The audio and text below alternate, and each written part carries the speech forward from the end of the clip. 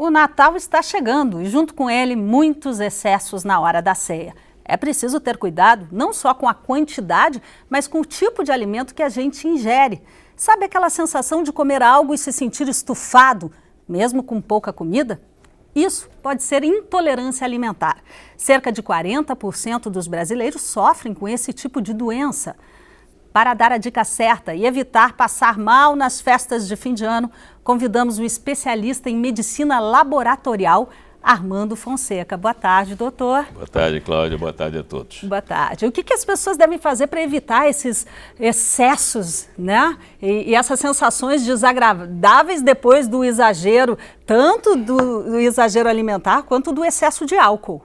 O que acontece na realidade diferente nesse período de festas de final de ano é que a pessoa passa a ingerir alimentos, nessa ocasião, em que normalmente não faz uso durante todo o ano. Tá? Então, além do excesso, é a qualidade e a diversidade de alimentos.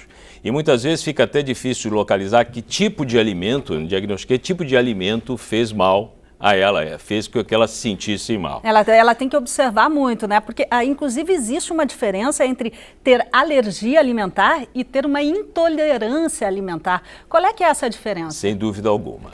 Algumas pessoas têm alergia a algum alimento. Normalmente, essa alergia é um processo agudo, é um processo que leva a sofrimento, pode levar a sintomas digestivos, como também erupções na pele, problemas de falta de ar, tá? É um processo tem que ser agudo, hospitalizado, às vezes hospitalizado, pessoa, são coisas agudas. Normalmente a pessoa consegue relacionar um alimento, certo? Porque ela fez uso eventualmente desse alimento e apresentou um quadro agudo. Então é muito comum alguns alimentos, como as nozes, desenvolverem isso, o amendoim, os crustáceos, a carne de porco, a carne de peru, podem ser circunstâncias em que o indivíduo desenvolve alergia a esse processo. O que mais você se relacionou é a intolerância, que é um processo mais insidioso, ou seja, deixa eu explicar melhor, a pessoa mais deve, lento. Ela talvez não se sinta tão bem, mas ela sente um certo mal-estar. Exatamente. Dificilmente ela não relaciona a causa-efeito. Ou seja, ela se sente mal, ela se alimenta e se sente desconfortável, o abdômen fica distendido, pode ocasionalmente levar a diarreia e sintomas de má digestão. E essas doenças são congênitas?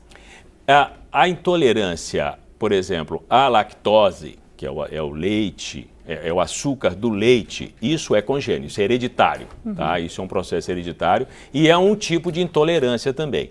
E essa intolerância pode levar a consequências muito graves ou então simplesmente se instalar lentamente durante a vida da pessoa e a pessoa simplesmente se sente mal quando ingere leite e derivados que tem uma quantidade de lactose aumentada. Mas existem vários tipos de alergia e exames, né? São mais de 100 tipos de exames que a pessoa pode fazer para saber eu tenho esse tipo de problema, para evitar se sentir mal, né? Esse mal-estar ou acabar num hospital. Perfeito. São exames bastante simples. São os exames, vamos excluir os de alergia, que no caso você falou de intolerância, vamos excluir os processos de alergia com os tipos de exame.